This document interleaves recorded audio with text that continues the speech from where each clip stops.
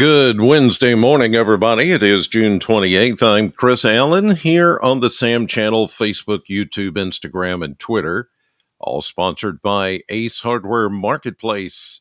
Get ready for some heat, lots of heat coming our way. And there are also some rain chances coming our way. Maybe not today so much, but it is coming tomorrow and through the weekend. I know. It's 4th of July weekend. I hear you, but weather weather doesn't look at the calendar, okay? So I'll break down all the details here in just a second. By the way, you hear that? Sounds like a waterfall, doesn't it? Ah, beautiful waterfall. No, that's dead air. Yeah, Sam 100.7 is still off the air. I know.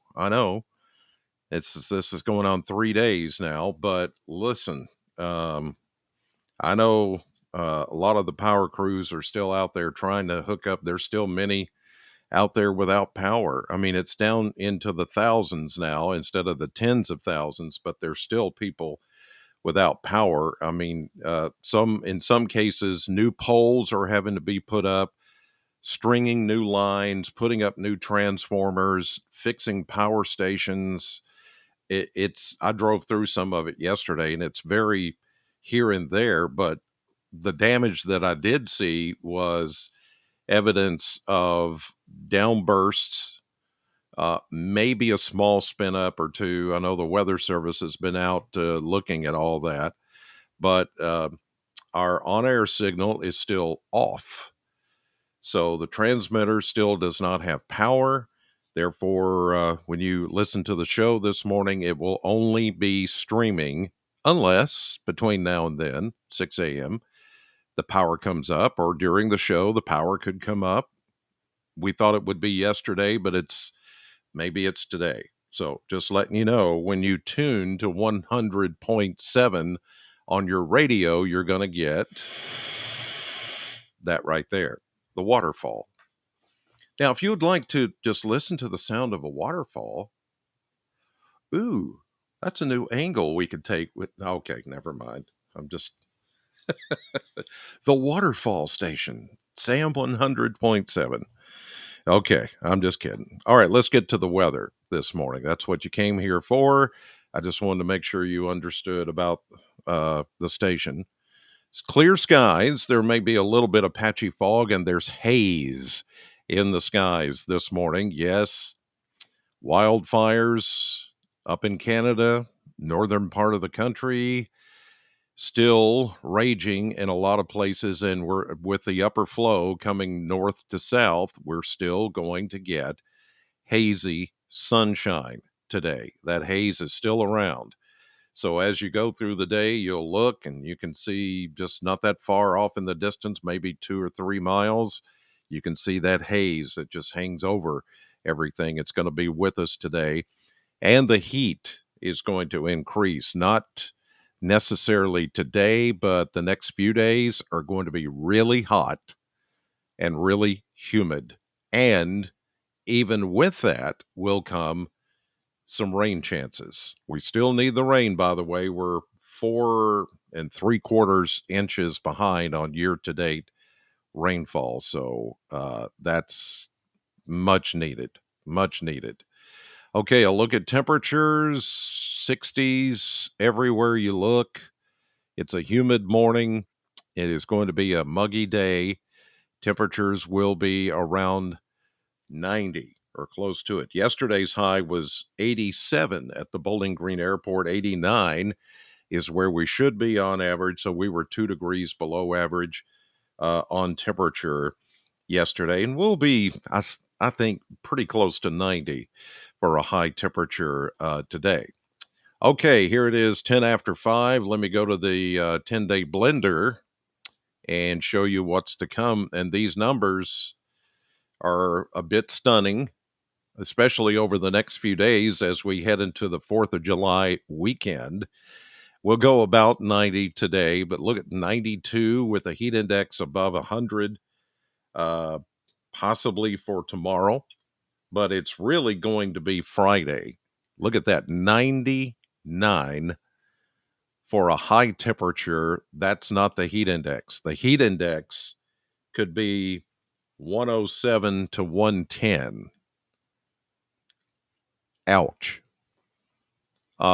There is also a chance that we could see some strong thunderstorms on Friday in the afternoon and evening.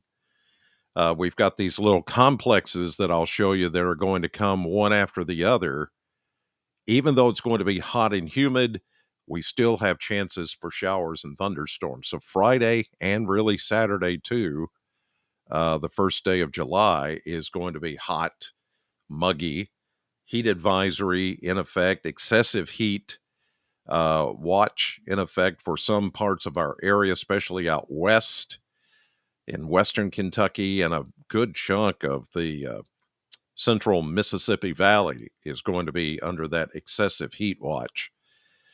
Not until we get into, say, Saturday, Sunday, or actually Sunday, Monday, do we cool it down a little bit because of rain chances coming in. And we do have some good rain chances that I'll talk more about in a moment. But look at those temperatures relaxing more into the upper 80s. That's exactly where we should be for the beginning of July here in Bowling Green and southern Kentucky. So the heat is going to get cranked up a bit more. The humidity is going to get cranked up a lot more, but rain chances will also come with that. So it's not going to be just heat and humidity and then very dry. It's going to be heat, humidity, and rain. Let me show you that.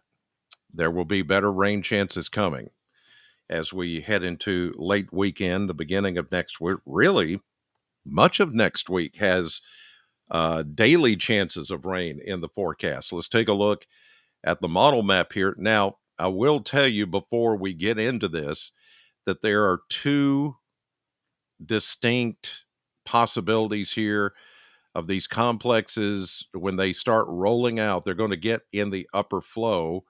Some are projected to go more into central Kentucky, and then there are others that may follow and go more into west and southern Kentucky. So the upper flow, the models diverge a little bit. They come up with a little different picture and a little different path how these things are going to roll through. But I think either way this goes, either further west or further east, we get clipped. We get something out of it. So this is just one scenario that I'm showing you. Today, nothing, quiet, warm, muggy. But you can watch as we get into tomorrow. Here's one of those complexes forming, and it's going to get caught in the upper winds and be steered our direction. Okay. Now, so again, where it exactly lands is anybody's guess, but this model, you see it right there? Look at it. See, it's got that bow shape to it.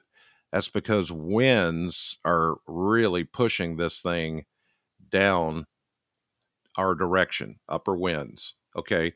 So with these curved looking segments, this complex, you'll hear MCS, you'll hear derecho, you'll hear all these terms that you're like, what does that mean?